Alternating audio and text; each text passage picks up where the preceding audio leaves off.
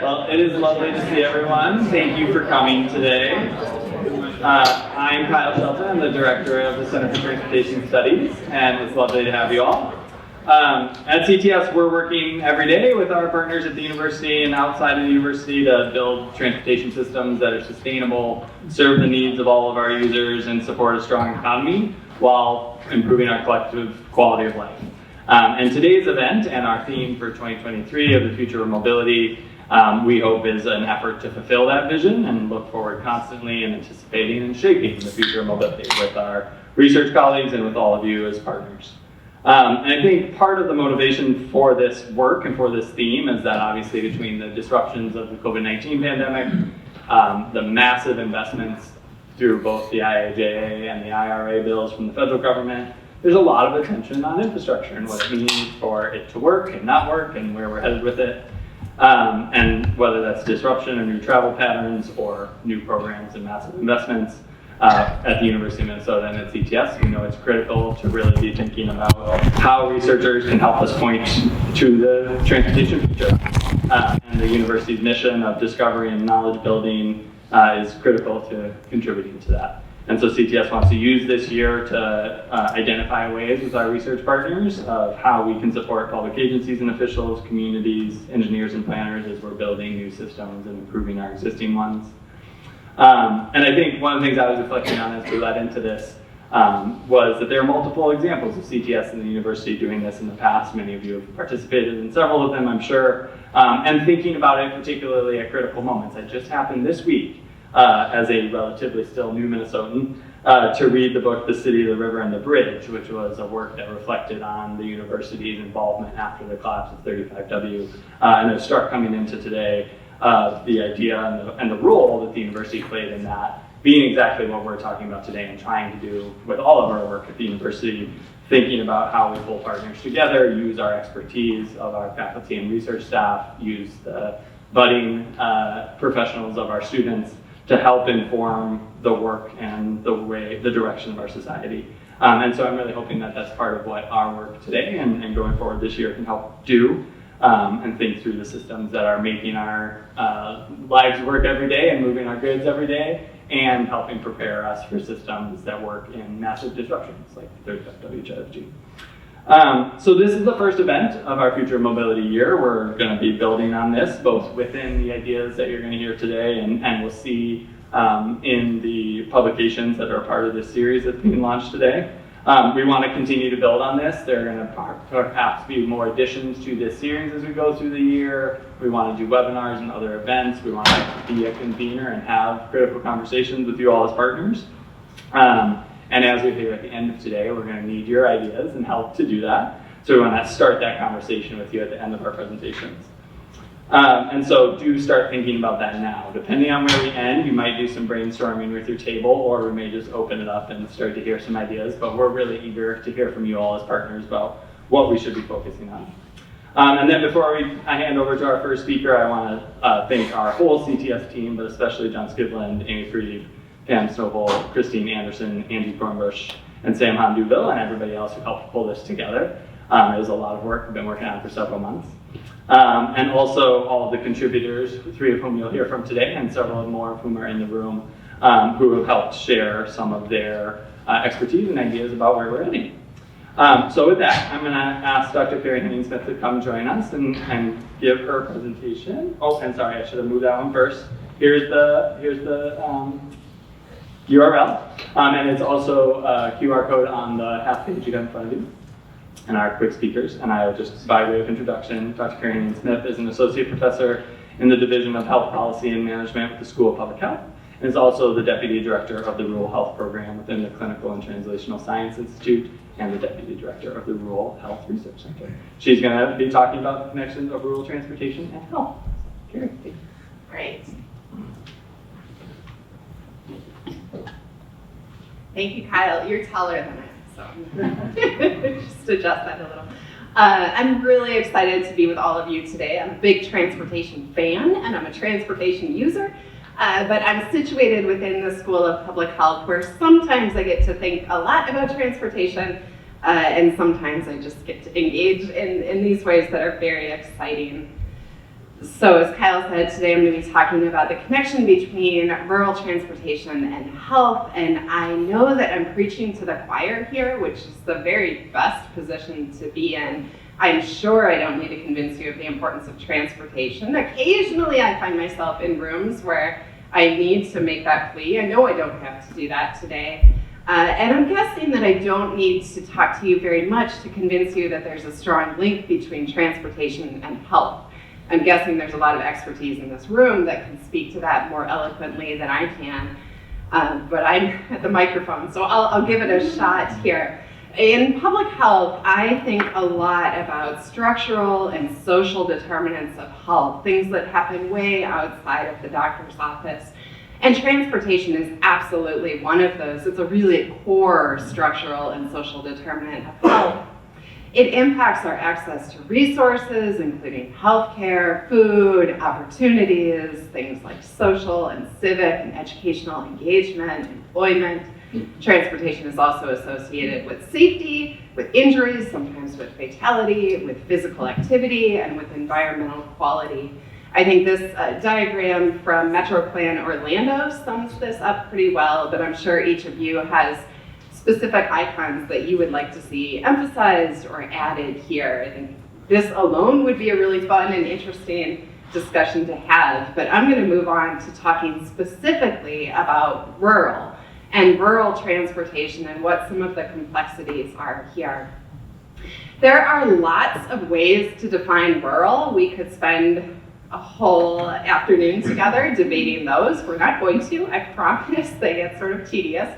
But the map here shows you arguably the most generous measurement of rural, and that's the measurement from the US Census Bureau, which says that any place that's not designated as urban, that is an urban concentration of 2,500 people or more, is considered rural. This map, which is missing Alaska and Hawaii, but those have huge rural areas themselves, this map shows in green all of those places in the United States that are rural.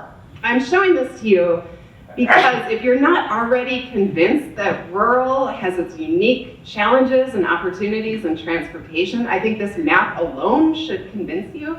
Again, I know I'm preaching to the choir, and I'm suspecting that some of you have real expertise in rural transportation and don't need to be told that there are unique complexities there. But when we think about how to move people from place to place and around these vast areas in green, it gets really, really complicated and really hard. Several years ago at the Rural Health Research Center, we got funding from the Federal Office of Rural Health Policy to look specifically at the issue of rural transportation and health. We did several things in that project. We used secondary data analyses, we looked at a bunch of outcomes, but the thing that we did that I think was the most important and the most impactful was talk with stakeholders in all 50 states. All 50 states have rural areas, at least by that census definition. And we asked those stakeholders what are the specific rural challenges that they see in their states. The United States is enormous and very diverse when we look across rural areas, but there were some common themes that emerged. And these are some of the same themes that I highlighted in the piece that I wrote for the Future of Mobility, and I want to go through some of them with you right now. First, demographics. We heard a lot about who lives in rural areas and how that might make transportation issues more complex. Rural areas are older than urban areas on average. Rural residents have fewer financial resources, which means that increases at the gas pump can hurt a little bit more, means that accessing private vehicles can be more challenging, and paying for any sort of public transportation can also be really cumbersome. Rural residents also have more underlying health conditions and higher rates of disabilities, including mobility limitations, which makes accessible transportation especially important, but hard to come by. Rural areas also have long distances from one place to another. You can tell that from that green map. You can tell that also just if you've ever spent any time in a rural place. Traveling from point A to point B takes longer often, and it means that you're traveling further distances. This is also increasingly true as we're seeing loss of services in some rural areas, Over the past couple of decades, we have lost nearly 200 rural hospitals across the country. We've lost rural nursing homes, rural pharmacies, rural obstetric units. That's just in healthcare. I could go through other sectors, but being in the School of Public Health and a health services researcher, that's my focus area. And when we lose services in rural areas, it means that people have even farther to travel. Rural areas are also served by public transportation. Many, if not most, rural areas have some public transportation. But because of resource constraints and because of sparse populations, those public transit systems are limited in what they can do. We're often dealing with fixed routes, with limited schedules, with routes that might not run evenings and weekends when people might need them. And you're dealing with multiple transit systems from one county or region to another. Because of limited services in rural areas, people often find themselves needing to travel across county lines and sometimes across state lines to access the services that they need. If they're trying to do that using public transportation, it often means navigating multiple systems and systems that aren't necessarily well coordinated or don't necessarily have the capacity to talk with each other very well. Infrastructure is a big issue. Kyle mentioned investment in infrastructure, which makes me really excited, but right now there are incredible complexities in rural road infrastructure and rural transportation infrastructure. 45% of rural roads are unpaved. That's about 1.3 million miles of all rural roads across the country. Rural residents are also much less likely to have access to sidewalks, to bike paths, and other modes of transit that would facilitate active transportation. And finally, rural residents face a number of policy constraints that are related to transportation. I'll give you just a couple of examples. One, rural residents are less likely to have access to paid sick leave. So that means when they need to travel farther distances to get to the doctor if they're not feeling well, or if a child or someone that they care for is not feeling well, they don't have the financial resources, the financial safety net to help them with that transit. That's a policy issue, that's a transportation issue right there. Rural residents also often bump up against loaded miles policy. Some of you might have expertise in loaded miles, but this is the concept that if a vehicle goes out, travels a long distance to pick someone up, it's not always going to be reimbursed for that distance out to pick the person up. It will only be reimbursed for the miles in which someone was in the vehicle, loaded in the vehicle. There is policy effort to try and change that, but right now it means real service constraints for rural residents. We could go on and on and on about policy constraints, but those are just a couple of examples. I don't only want to talk about deficits though. Rural areas have incredible strength and incredible resources, and I want to highlight just a few of those before I leave you with some action steps. Rural areas, rural places, and rural people are incredibly diverse. I think that we have a bad tendency to think of rural areas as being monolithic. Often media portrayal has shown us older white male farmers living in rural areas, and they absolutely do, and I absolutely care about them, but that is only a small fraction of the story. There's incredible diversity. 1 in 5 rural residents is Black, Indigenous, or a person of color. There's diversity along every other demographic and socioeconomic line that you can think of in rural areas, and that gives us a real strength of creativity and ideas and places to build on. Rural areas also empirically show that they have stronger social cohesion than urban areas. Volunteer drivers play a huge role in rural areas. They pick up a lot of the slack where we don't otherwise have formal services, and that's thanks in part to the strong sense of community, strong social cohesion in rural areas. And finally, there are incredible examples of creative models addressing transportation across the United States. Some of these are highlighted in a toolkit that I want to bring your attention to and that I link to in my piece from the Rural Health Information Hub on rural transportation. So if this is whetting your appetite for thinking about rural transportation, I really strongly encourage you to check out that toolkit, and it will give you very specific examples of rural transportation models across the country. And finally, I want to end the way that I end my piece, which is with some action steps, because we're talking about the future. So it's not enough to just look back or talk about where we are, but where should we go? What is the future of rural transit? How do we improve rural health by thinking about rural transportation? First, I argue for improving coordination across systems. And I know that there are a lot of people who are doing really good work in this space. This is already happening, but it's going to require deeper financial investment and flexible funding mechanisms that acknowledge the diversity of need and the diversity of resources across rural areas and can be nimble and flexible to allow rural transit systems to work together. We also can leverage existing resources. We don't need to reinvent the wheel. It feels like the right pun to use in this space. There are some resources in rural areas that can be used. There are creative models of repurposing school buses in rural areas when they're not being used to take kids to school. There are, as I said, volunteer drivers who might just need a little more support to be able to meet the need in the areas that they're serving. There are a lot of resources that we can leverage. We don't need to start from scratch.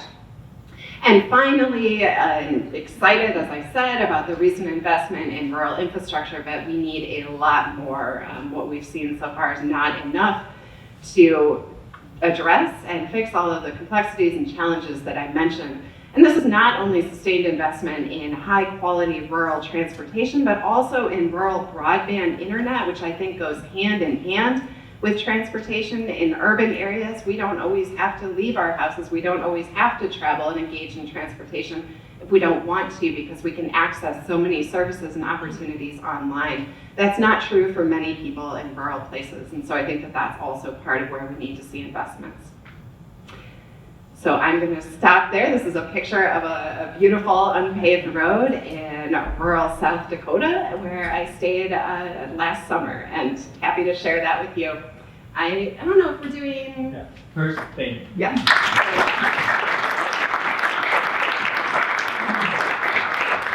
I did a bad job of introducing our structure. We have a few minutes for questions directly for Carrie, and then at the end we'll have our open conversation. So okay. There are a few microphones because we are recording. I want to make sure people can hear your questions. So if you have a question for Carrie, throw your hand up, and then we've got a couple minutes for that.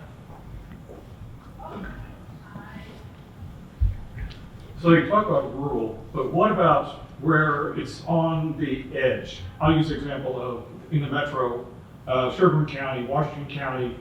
They're not necessarily part of metro area, but they're on the edge. How do you address that edge case that may or may not, that may fall out of rural or urban because they're there?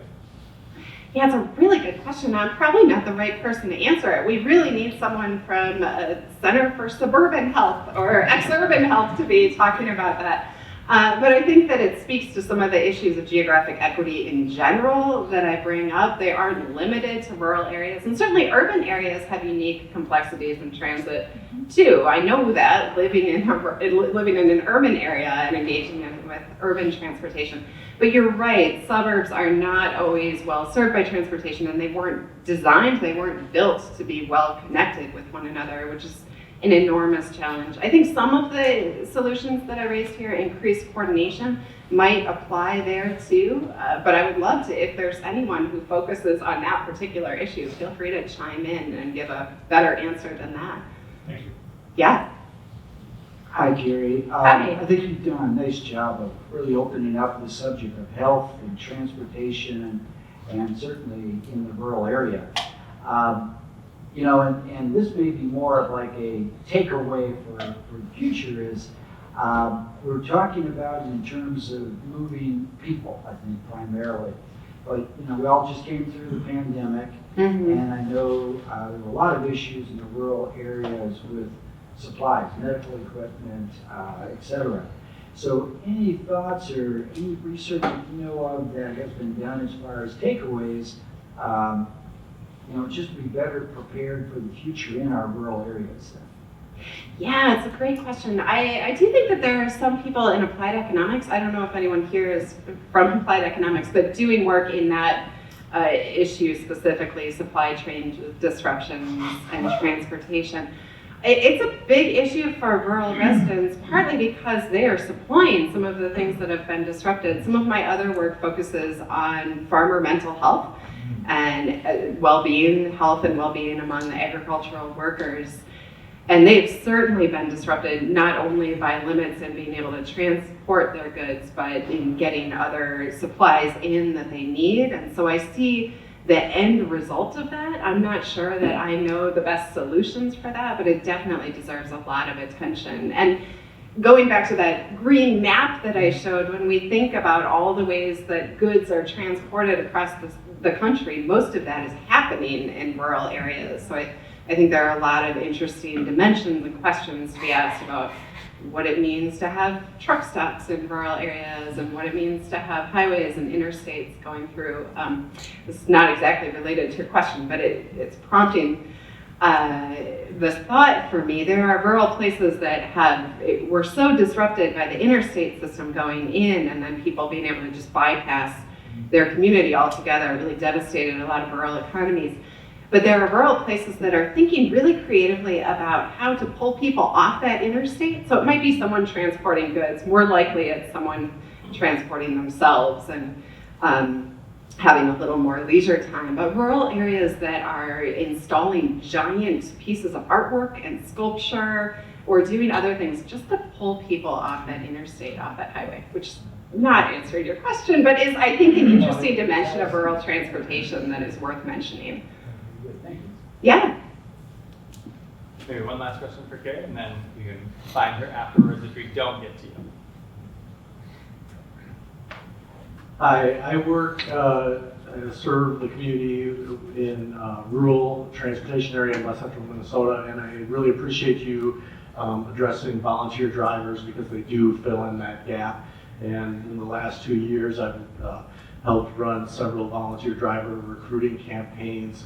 And I've seen in the past how essential they are to filling in those gaps, yet with the new shortages and coming out of the pandemic, we're working with a different type of volunteer and trying to tap into what their volunteerism looks like and how volunteer drivers can be incorporated with that. So, they are great, they're out there, it's just how do we get them, and I'd really like to see some studies or support on how we can do that. So appreciate that. Thank you.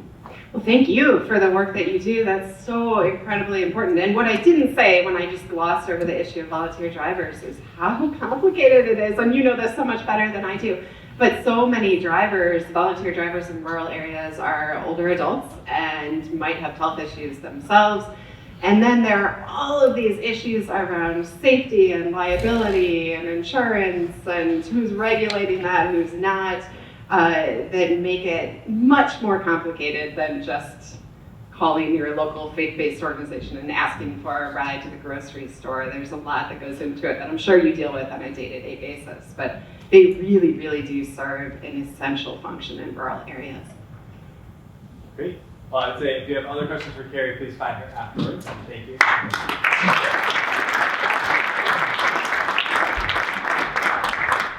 Nichole, do you want to flip this? Well, I'm going to introduce Nichole, and we're going to do one PowerPoint flip to make sure the wonderful animation works. But next we're joined by Dr. Nichole Morris, who's a research associate professor in the Department of Mechanical Engineering, and also the director of the HumanFIRST Lab. And she is going to be speaking on a subject on which she is a national expert, the alarming trend of increased speeding and the urgent need to reverse it and safety on our roads. So take it away. Thank you, Kyle. Well, thank you for having me today. Sometimes I feel like I'm Dr. Doom in these types of talks, so please bear with me. I hope that there is some light at the end of this dark tunnel that I'm about to guide you along with me. So in 2017, Minnesota reduced our lives lost on our roadways to 358. The last time that Minnesota had experienced deaths below this number was 1944. And as immensely painful as it was to lose hundreds of lives on the roadways that year, it also represented immense progress of the decades of improvements that we had made to our vehicles and our roadways, and a drastic change from the horrors that we experienced in the 1960s and 70s, where losing 1,000 lives on our roadways a year in Minnesota alone had become the norm. But as we look to the present moment, we see a reversal in this trend, where we had 488 lives lost on Minnesota roadways in 2021, 15 years of progress lost. Now, it's clear that driving has changed dramatically in our post-COVID world, and speculation swirls about the reasons for this change. There's been some evidence that drastic changes in traffic volumes, particularly early in COVID, but even persisting in today, where we have changes in peak traffic volumes, allowing for greater speeding at different points in the day. Others point to changes in enforcement, where again, particularly in early COVID, we had a lot of social distancing, a lot of changing in how law enforcement agencies were interacting with the public, and just general disengagement from traffic enforcement by many local agencies around the country and in Minnesota alike. And finally, just an overall sense that there is a societal contempt for the rules of the roadway, where now really anything goes. And we have a new social contract. The old one has been broken, and we interact with one another in a very different way on our roadways. But if we look to the data, and we look to what has been happening over the last decade, we can see that there have been problems plaguing us and brewing long since before the pandemic. And one of them in particular is speeding. We look over the last decade, speeding has slowly been taking up a larger and larger proportion of our fatal crashes nationally and in Minnesota. When we look to 2018, we saw a spike in our fatal crashes, where fatal crashes accounted for 30% of our fatal deaths. But this was matched in 2021 with 35% of our fatal crashes involving speeding. This is further evidenced through citations issued by Minnesota State Patrol. In 2019, before the pandemic, super speeding, as we define typically over 100 miles an hour, State Patrol issued just over 500 citations for drivers traveling over 100 miles an hour. That pales in comparison to 2020, where over 1,000 citations were issued for drivers traveling over 100, and 1,200 last year. We have a big problem on our hands. Cambridge Police Department last year cited one driver for traveling 140 miles an hour. But our problems do extend beyond speeding. When we look to the other significant players, when we look at fatal crashes, we know that unbelted fatalities have long represented a large proportion of our preventable deaths.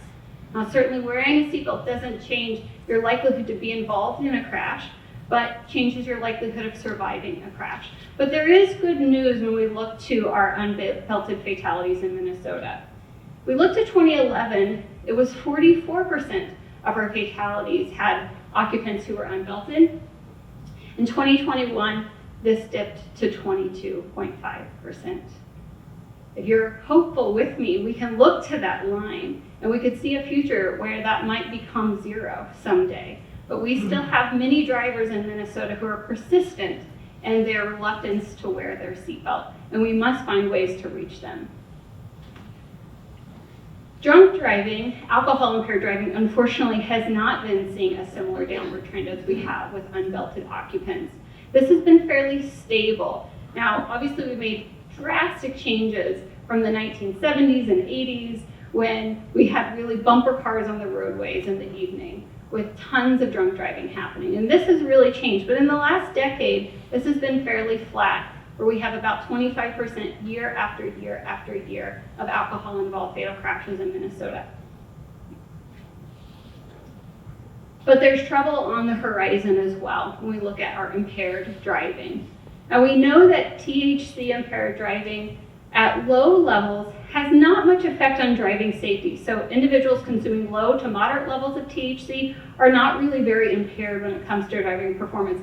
But unfortunately, driving and alcohol and THC consumption are super additive in their impairment on driving. So drivers that may be below the legal limit of BAC and you add low levels of THC are going to be super influenced in their impairment. So this is going to become more of a challenge as we have continued shifts in drug use. And this is not just cannabis or THC. We have lots of drug use that is going undetected and resulting in fatal crashes on our roadways. So what's at stake if we don't reverse course or we don't take bold action?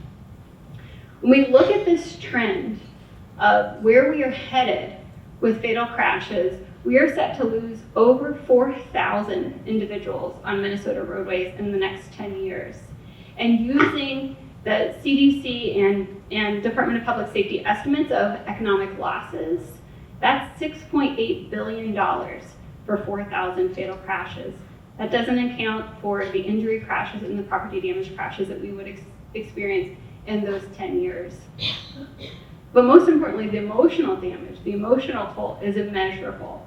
We're thinking of how many families will be wrecked in the next 10 years for these deaths. So we must take immediate and long-term action to stem the tide that we're experiencing with these increases in fatal crashes in Minnesota. First, we can look to our roadways of how can we reduce and slow down drivers. Most importantly, we must start to right-size our roadways.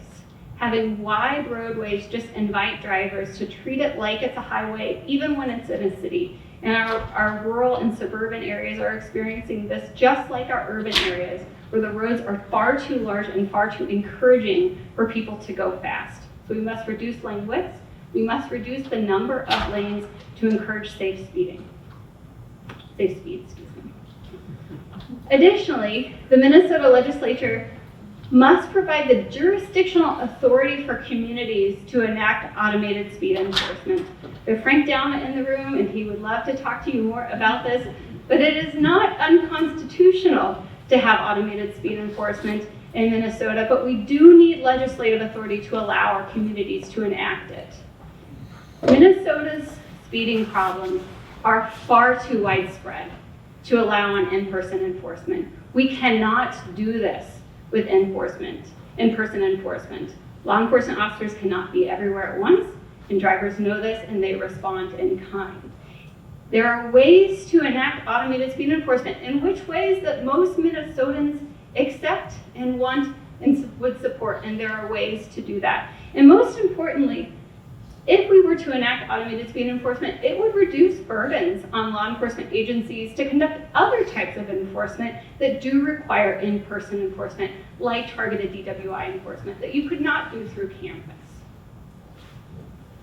But of course, if you've heard me speak before, you know I mostly would love to make changes to our vehicles, because that is our best chance to stop people from their ability to speed in the first place. So I first propose speed governors. Now, most speed governors in our country are set quite high. About 144 miles an hour is where your vehicle would finally stop you from being able to go any faster than that speed, which explains why the driver in Cambridge, Minnesota was able to reach 140 miles an hour. His vehicle simply let him go that fast. So I propose common sense legislation that would say we are going to restrict auto manufacturers from allowing vehicles to go faster than 85 miles an hour, the fastest speed limit that is allowed anywhere in our country. And this would reduce super speeding on our roadways, a very simple, very simple technology that has existed for decades. We could just reduce down to a safe level. But I want more than that. I want speed limiters. And again, this is technology that we have today and we could enact today. We simply would use GPS location information, technology using cameras, cellular data to be able to know the speed limit of the roadway and simply restrict the driver's ability to exceed that speed limit on all roadways. This would be particularly important in areas where we have vulnerable road users sharing the road with motor vehicles. Going faster than the speed limit in the city by small margins may feel inconsequential to many drivers, but when we look to pedestrians, a pedestrian struck at 23 miles an hour has a 10% chance of death. And if you feel like you're in a little bit of a hurry and you need to go a little bit faster to 32 miles an hour, then a pedestrian has a 25% likelihood of death. 42 miles an hour, 50% likelihood of death. And finally, 50 miles an hour, 75% likelihood of death. These subtle increases that drivers feel accustomed to and their vehicles allow them to do, and no mechanism is present to stop them, are wreaking havoc on our communities.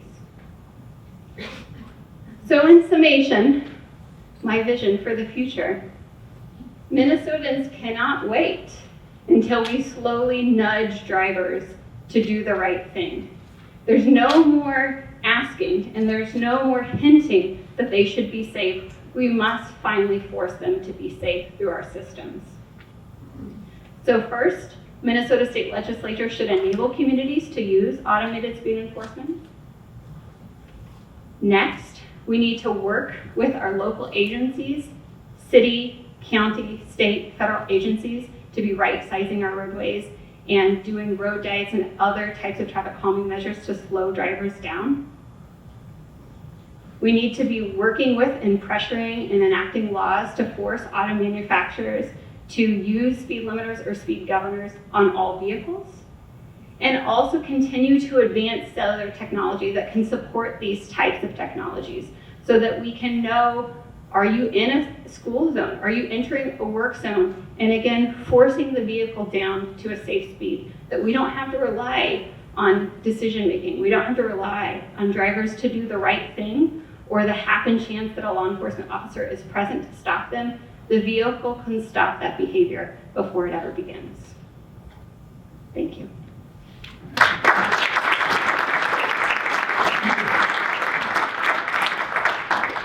couple of questions for Nichole. If you have one, we'll do the same thing. So if I may, I would suggest adding to your list of things to incorporate on vehicles, a reduction in the size of vehicles grille. As I know, even buying a new make and model, the substantial size increase between the same vehicle is scary. My question for you is, has the Minnesota State Legislature, have they changed the minimum allowed speed on state roadways going through small communities? You know, there may be somebody in the room better to answer that question, but my understanding is that municipal roadways were allowed to, that the legislature allowed municipalities to reduce the speed of municipal roadways, but county roadways, so if it's a county road that's going through a community or a state roadway, those were not included in that new legislation to reduce speeds. So there may be someone else in the room that can add to that, but that's my understanding. And 100% on your comment about shrinking vehicle size.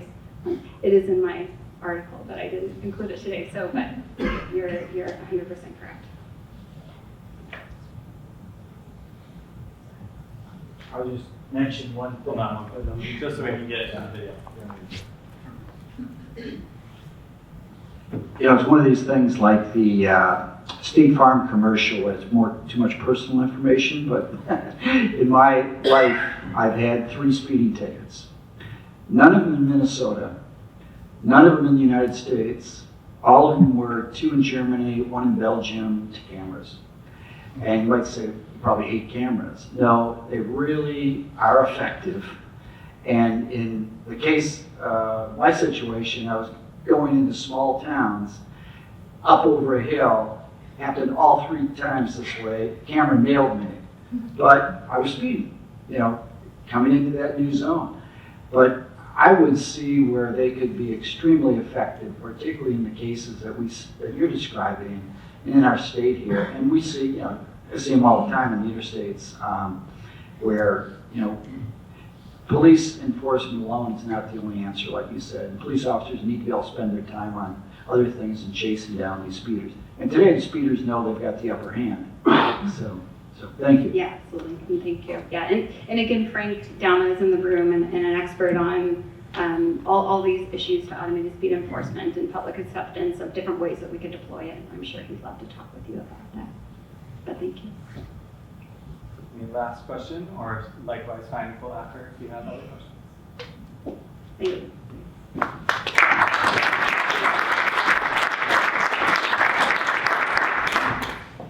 One on here.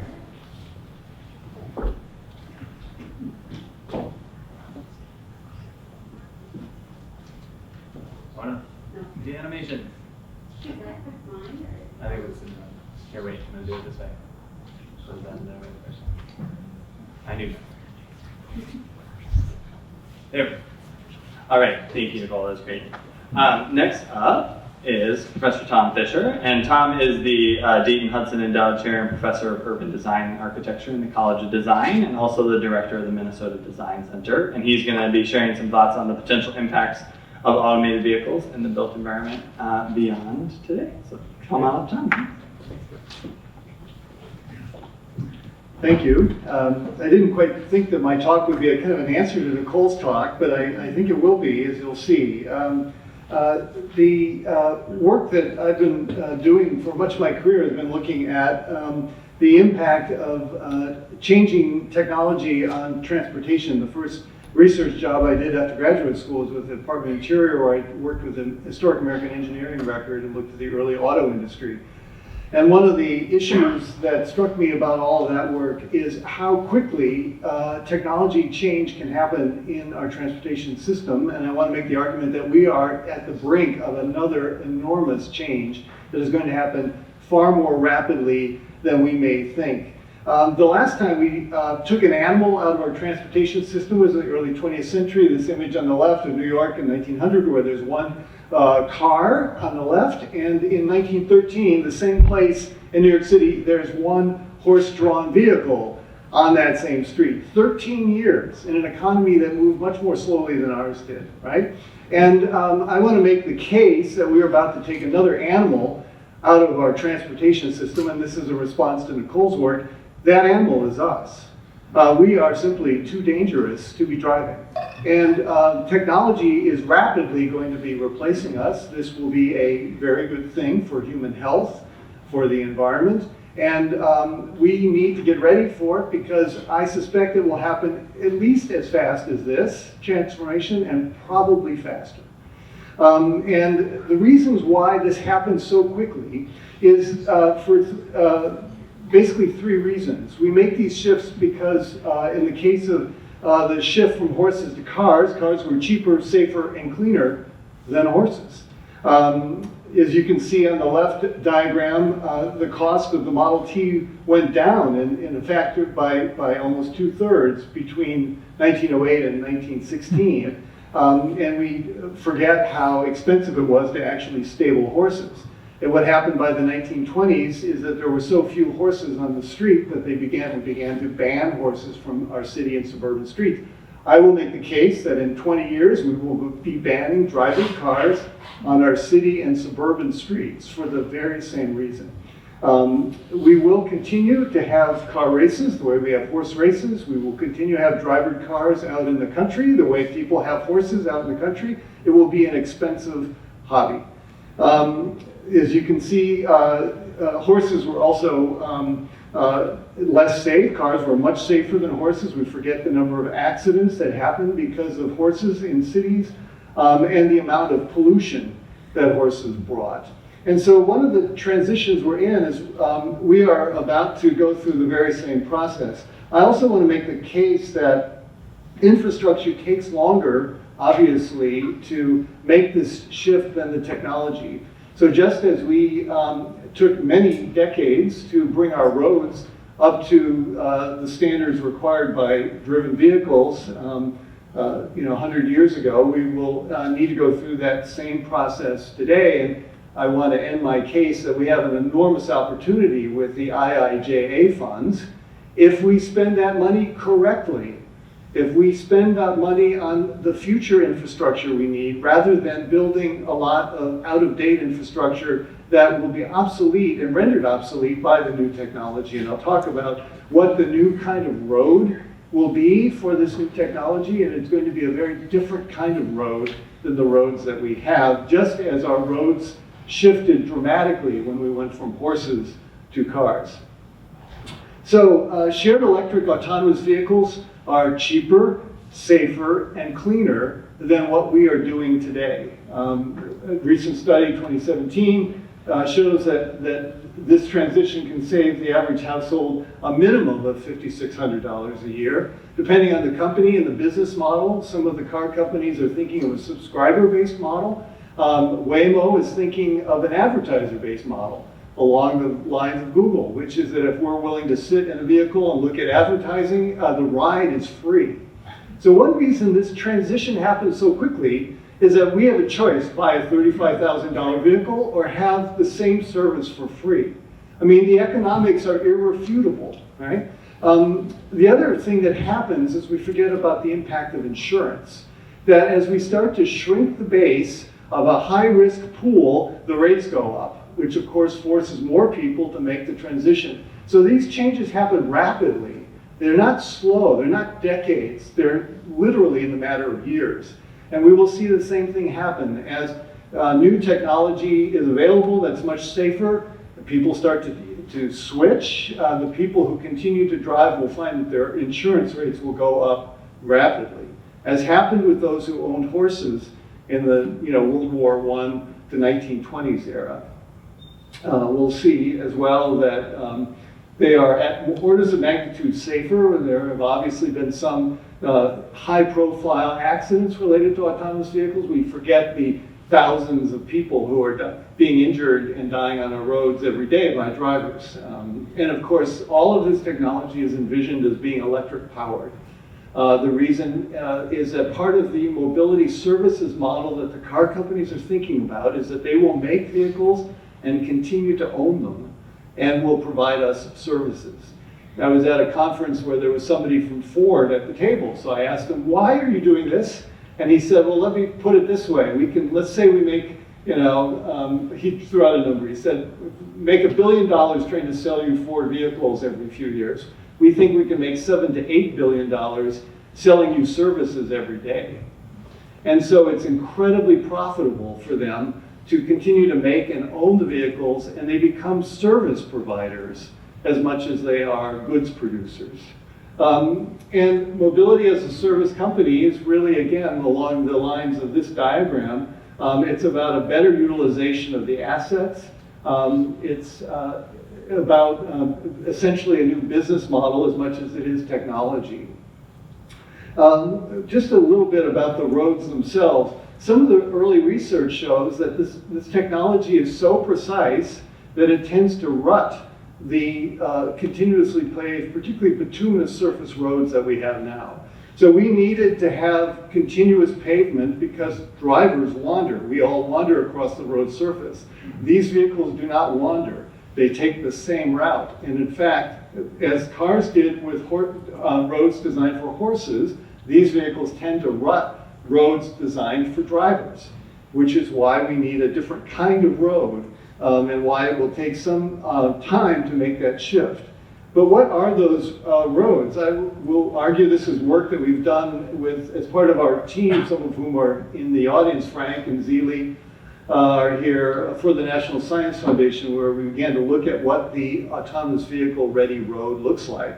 And it is a road that actually is much more like the kind of roadbed of a train rather than a vehicle driven cars, which is that we need reinforced concrete grade beams where the vehicle's tires go, but the rest of the road surface can be pervious because the vehicles are not using the full paved surface. And so that has hydrological implications that enables us, for example, to absorb stormwater in the roadbed itself instead of sending polluted water into storm sewers and into our waterways.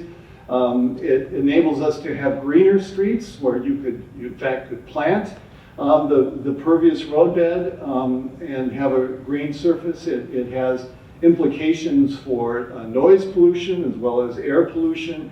Following on what Nichole was arguing for, that you can have fewer, narrower lanes, smaller vehicles that tend not to hit people, which provides more space in the public right-of-way for other modes of transportation, bikes, pedestrians.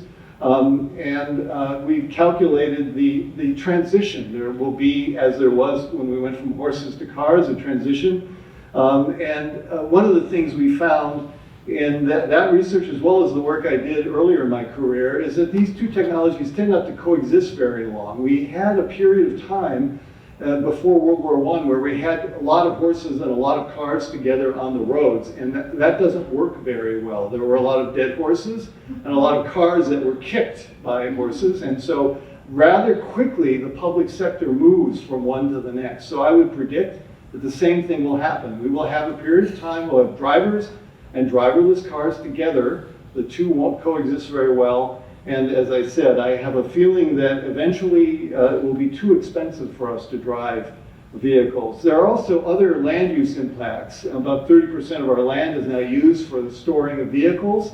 When you have a mobility service model and the cars are owned by the provider, they do not need parking lots. There will be some central places where they will continue to maintain and store vehicles. Although some of the work by Arab engineers has shown that in fact they have a model where at night they will be redistributing themselves around the city to be ready to be called up in the morning based on our needs. And so there will not be the need for all of this parking, which again enables us to think about what can municipalities do with a 30% increase in their land area for other uses.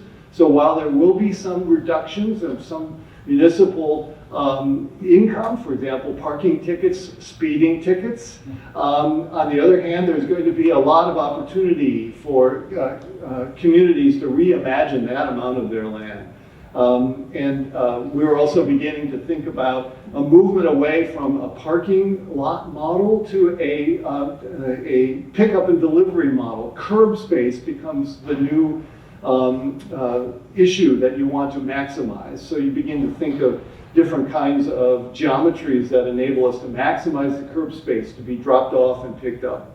The ways in which it not only will affect the public right-of-way, but of private property. A lot of the storage of vehicles are in people's garages and their driveways, beginning to think about what happens when you no longer have to have that 2 or 3 car garage to store your vehicle, what other things you can do with it, accessory dwelling units and home offices and what have you.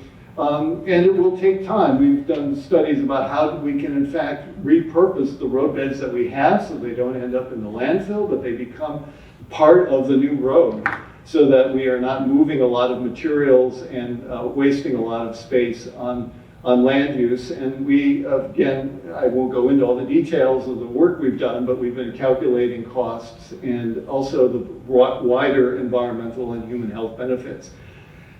And so let me just end by saying that this is an enormous opportunity for us if we acknowledge it and seize the day, seize the opportunity of the IIJA funds, because I personally am very worried that we're not having enough conversations about this, that we're going to spend a lot of money building roads that will not fit where the technology and the transportation industry is going. So this is our chance, and I hope we take it. Thank you.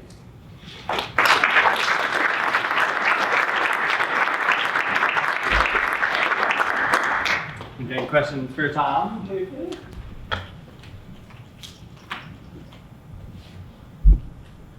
Very interesting concept. I'd love to see it happen tomorrow, which is several years down the road. But a couple of questions. First off, my biggest concern is suburbia. Where right now, if you take a look at mass transit, even in, again, I use the metro, you have suburbia, which the closest bus stop is 10 miles away from the house. My fear is that we have go to this model, those folks 10 miles from the nearest bus stop will still have to go 10 miles to get to the nearest shared transportation asset. Any thoughts about that? And then also, the following is socioeconomics, where biopic communities or just lower income communities will be left out by this new model. Yeah, great questions. I mean, one of the challenges municipalities are going to have, they're going to have the car companies coming to them, and Ford is already doing this, saying they want to provide all the city's mobility needs. So what does it mean to turn all of your mobility over to a private company? Is that a good thing? or not. That's what they're intending on doing though. And by that they mean to give everybody in that city all the mobility they need, regardless of your income, regardless of where you live. You know, the thing about the suburban question is interesting. I'm more concerned about remote rural areas because the business models of these car companies fit metro areas very well. I mean, I don't think suburbs are going to be, in fact, what it'll be an on-demand system. You won't have to get to that bus stop. That vehicle will come and pick you up. If Waymo's picking you up, you won't pay a cent for it. Or even if you have a subscription with Toyota or Ford or GM, it will be much less expensive than owning your own car. And so those vehicles will come right to your door and drop you off right where you want to go. What I worry about is their models don't work so well out in remote rural locations in the same way that Uber and Lyft don't really serve those remote locations well. So I'm more worried about a rural-urban inequity than I am worried about suburbs, since the business models account for that. So yeah, I think it's, another worry is the impact on municipal transit systems. I mean, I think that a lot of the research shows that light rail lines, for example, in dense areas, the research that Eric did in the Bay Area is that when they got on an autonomous vehicle in Oakland and said, take me to San Francisco, the vehicle took them to a BART station. Because the vehicle knew that they would get to San Francisco faster by the BART train than by staying in the vehicle. So the vehicles are connected to transit, particularly in more dense areas. It may mean, though, that the whole system of buses, fixed schedule buses may shift. We may move to an on-demand system in less dense core areas of our cities, which is probably good because it's a huge waste of resources to have nearly empty buses driving around our cities and suburbs all the time. These are some of the changes that I see happening and the car companies are working toward.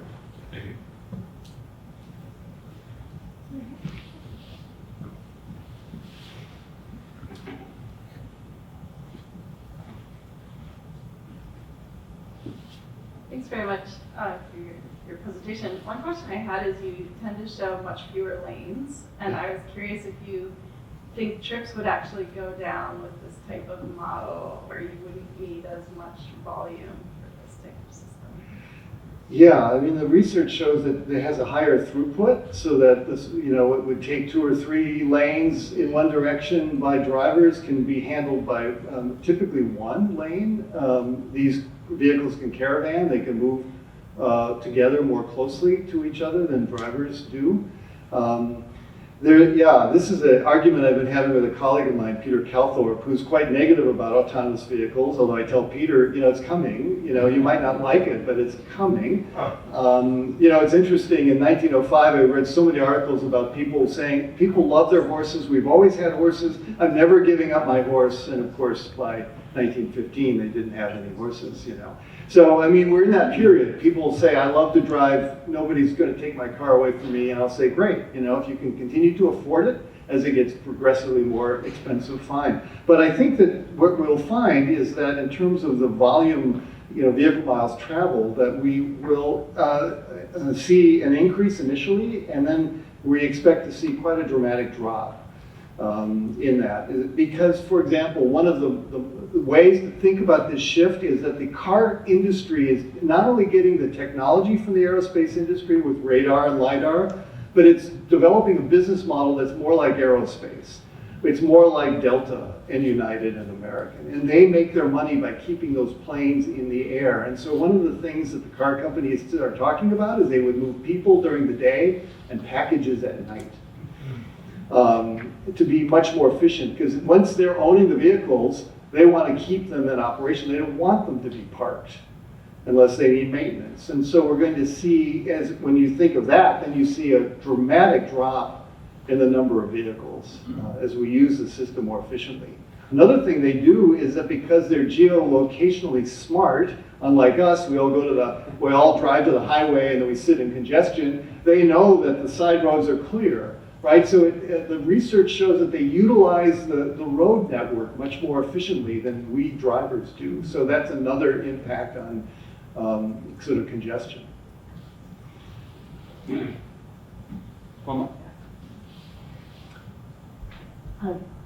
One comment and then a question, perhaps.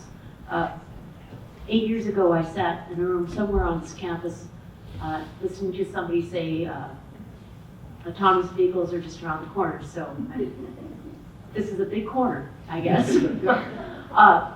I rode my bike over from St. Paul today, and one of the same things that came up 8 years ago, I was thinking about today, and that is that the roads in Minnesota aren't always, you don't see those pretty permeable pavers in the wintertime. And I'm curious about how the technology is going to exist for our winter conditions, particularly as climate change is having an effect. In our streets in St. Paul, the side streets are beautiful glaciers at the moment. Yeah. In spite of St. Paul Public Works people, if they're here, I love you. I'm curious about that element of AI. Sure.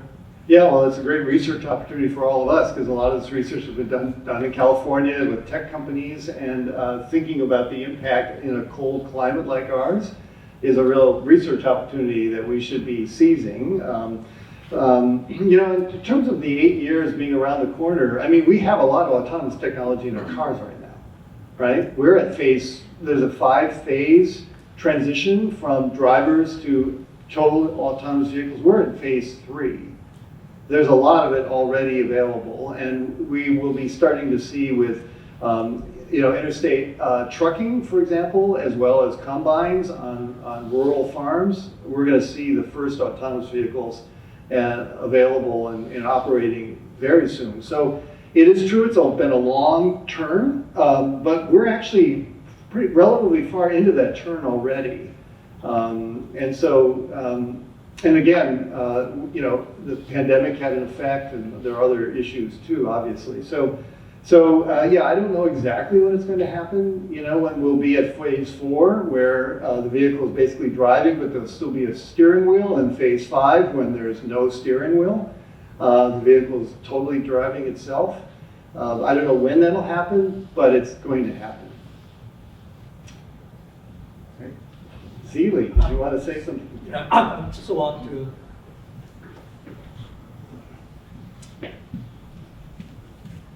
Seeley is the head of our NSF project on autonomous vehicles. I just kind of want to comment. I don't think we have the solution to solve the problem of how do you have an autonomous car in the snowy condition. But one of the kind of project we're actually planning on working on with a couple of other colleagues is looking at the remotely operated or teleoperated autonomous car. You have a human actually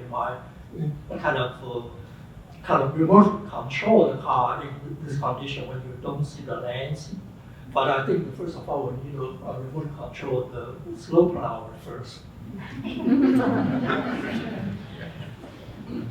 All right. Well, thank you. And as I was listening to these 3 great presentations, and thank you again, I was reminded of multiple things, multiple projects and research questions that have already been answered and or being worked on, including some to the question of winter maintenance and AV performance. I know there are multiple projects going on there. So we'll also try to maybe, in our sharing of this work, highlight some of those. I would also highlight when you go to the new site with the series, or to our site with the series, each of the pieces has sort of linked reports, either what the scholars talked about. Each of those reports and studies are linked to their pages, and a few other studies of interest showing what else is happening at the university. And I was negligent to say at the beginning, part of the ask to all of our contributors were to highlight a challenge or an opportunity that they saw in their research area, and then obviously, as our presenters did a great job today, ending on thinking about what are some of those next steps and action steps, whether that range from things that individuals could do up to what legislative bodies could do. And I think these 3 did a great job of highlighting those. So I'd really encourage you to check out the whole series, which is now available online live, and I think you're the first people to know it's now live and available, so it's basically a sneak peek, so you can get on there now and check it out. And thank you again to all those presenters for doing that. What I'm hoping we could do for a few minutes now, I promise I won't too college professor you all, if there's not too many people who want to share ideas, we won't sit in silence for the next 20 minutes, but I don't think that's going to be a problem. What I would be very curious to hear from you all about would be other things. I mean, again, you see the main topics that we cover in our 16 pieces, but if there are other items or other ideas that you want us to be thinking about or you'd love to talk to us more about, we'd love to hear that now. And I would say maybe think about it as a bit of like a little popcorn event, since there's lots of us. If folks have lots of ideas, maybe just take a minute or so to share your idea, and then we'll try to hit others. And I would encourage the scholars who also hit on these topics, if you want to share your little snippets, that would be great too, just because then people can find you afterwards. So we have a couple mics, so if you have an idea you want to throw out there, we're also keeping track of it, and we'll love to hear them. Hi, Michael Corbett with MnDOT. Interested also in a little bit more about supply chain and freight stuff. I mean, autonomous vehicles are great and all, but you see all those nice apartments and transfer and development and smaller road footprints, but the reality is refrigerators and washers and dryers have not really changed in size or weight in the last 100 years, and I don't see that changing too dramatically in the future. So people are still going to need those things delivered to their apartments and homes, and we need to figure out a way to do that. I don't think an aerial drone could do that very well. I don't think people would be too pleased about refrigerators. Apartments. The other is just, kind of the electric grid, sort of the change in profile, how we use electricity, and just how we invest in that, and charging stations, things like that. Great, thank you. Any other ideas, burning topics?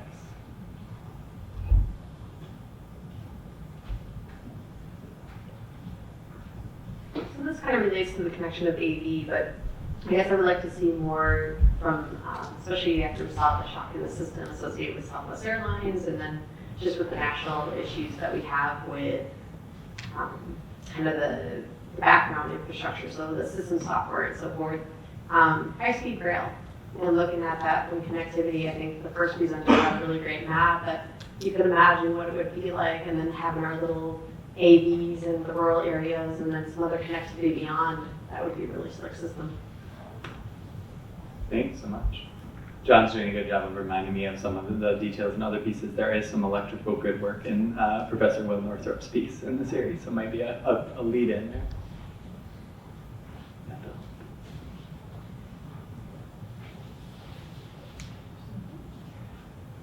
I think Dr. Jack Casarda has come up with a concept that some of you are familiar with called Aerotropolis, which is the economic engine for our region. And I'm concerned a bit about the fact that our economic engine is a tremendous airport today. But as our region continues to grow, 10 years, 20 years, 50 years from now, does MSP have the capability to expand, meaning geographic constraints that we have? And when I say geographic, you've got 2 rivers, you've got a national cemetery, you've got 2 cities, you don't have farmland, you don't have expansion space. So how do we address that into the future so that all of a sudden we don't wake up some morning and go, MSP is out of capacity? What are those alternatives? Yeah. Great stuff.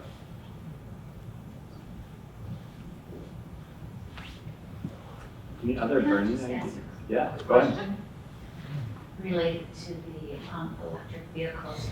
I come from a healthcare background, but just curious as to how ambulances, people with severe, something happens, and how would those operate on a system like that? Yeah, absolutely. I guess that includes fire trucks and. Yeah, well, and I guess I broadened that to the public services questions that Carrie was asking for rural areas most probably as well. I just respond in the same way that we allow police to still be on horses in the city streets. I think we will allow emergency vehicles to be driven and speed within some level of safety. Okay. To get to the emergency. They will be allowed. They will be. Yeah, Sam. First of all, thank you, Kyle and CTS team, for putting this on. This is awesome and inspiring, and thanks for our speakers. So I really appreciate it. For those of you I don't know, Tammy Meehan Russell with the Fund Catalyst, and so I know a number of you in the room on a few different projects. But I would love, I have like a wish list going, so I don't know how many you want me to just go through. Why don't you hit a few and then you can read them, 'cause you have that's it. One of the most obvious ones to me that I talk about a lot, and I would love to see the university getting more involved in this space, and is looking at all this technology that's coming. How do we prepare our future workforce? How do we understand the impacts of getting this technology out there, maintaining it, technician programs, engineering programs? How do we continue to improve that with all this new tech that's coming? And I think there's a lot of research that could be done there in that space on understanding what the needs are in the future, as well as what the economics look like and how you make that all happen. How do you shift workforce in a way that's going to continue to meet the market demand, et cetera. So that's one. The other one I'll just mention real quick is on the impacts of digital and digital twins and digital infrastructure. I think that that offers a really great environment for some testing to happen between private sector and public sector, and I'm not really sure how to go much deeper than that, but I know it's getting a lot of attention. But I think that there is more research that could be done here on how you leverage the digital twin into starting to implement these technologies in a faster way. Awesome. Thanks, Tammy. And maybe by way of concluding our event and then giving some time for folks to connect, what I'd like to actually ask, and none of them know that I'm going to ask them this, but I'm looking at the 5 contributors here. I'm wondering if each of you would just give like a little snippet of like a second of what you contributed to the series as like a lead in, and actually 6, because Frank's back here too. Frank can highlight his as well. So maybe starting with Frank and then come to this group, and am I missing anybody in the series?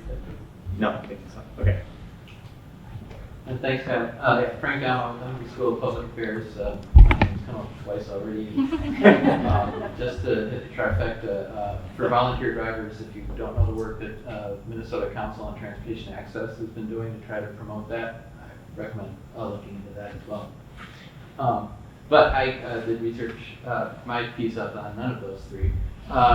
Which is actually was looking at the amount of telecommuting that happened during the pandemic and how suddenly what was looking to become sort of the just yet another alternative mode to the single occupant vehicle suddenly became very mainstream.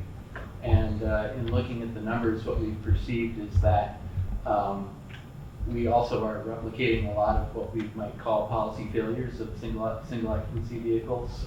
Those who have benefit, those who have not are not benefiting quite so much. So we recommend that in addition to thinking about trying to make broadband access more ubiquitous, getting out to the rural areas and so forth, we also need to pay attention to investments in transit and new models for transit so that those in suburban areas, those who are essential workers, as we call them, and then sent them off into the front line, have the ability to get where they need to go without necessarily having to rely on something that's not working for them. Thanks, Rick. Raphael, you ready? Yeah. I'm Raphael Stern. I'm an assistant professor in civil, environmental, and geoengineering here. I wrote about an area that I've become very interested in recently, which is sort of cybersecurity. If we're talking about increased vehicle automation, so that can be full automation, level 5, which maybe just around the corner, maybe a little further out, or level 1, 2, 3, which is already on the roads. These are very vulnerable to cyber attack. So a typical car has more code on it. Your Toyota Yaris, the most basic thing you can, no offense to the Toyota Yaris, but the most basic car you can get has something like 5 times as many lines of code as a fighter jet. And so these are highly computerized machines that, just like any other computer, is vulnerable to cyber attacks. And so the question really is, how do we detect that? And I'm not talking about obvious attacks. So an obvious attack might cause cars to drive into other cars, drive off the road.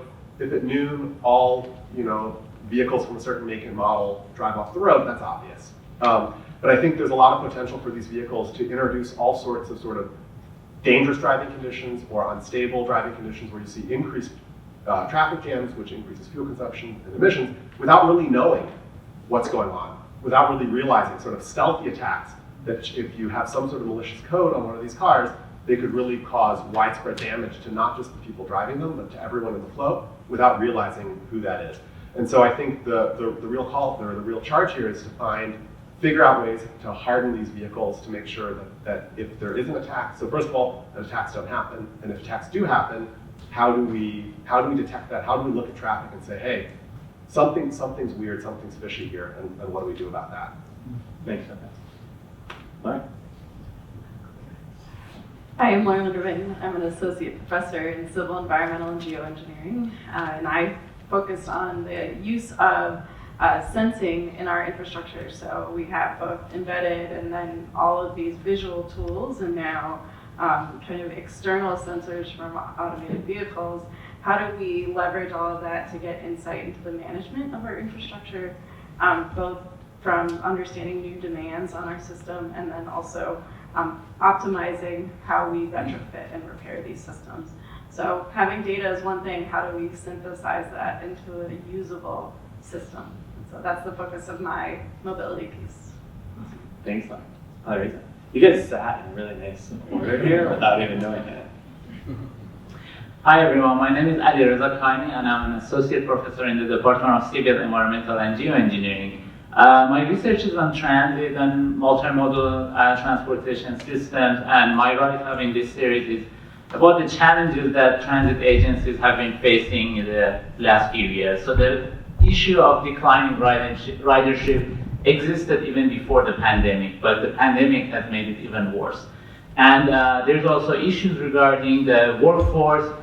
Many transit agencies have a hard time finding and recruiting drivers and operators for buses, and the issues have gotten even worse during the pandemic. And my write-up is about some of the benefits that technology can have in addressing these issues. Particularly, I'm looking at vehicle technology, particularly electric vehicles, could help in some ways, and also new services, mobility as a service, shared mobility systems, and mobility hubs, etc. These are the services that could supplement transit system. For example, as it was mentioned, in suburban, exurban areas, we may not have fixed route services, or we may not need fixed route services, but we could have mobility on demand to pick up passengers from their homes, drop them off at park and ride locations, or the places that we call them now park and ride, they could be called something else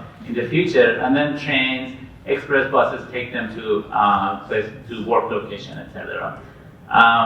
So yeah, thanks.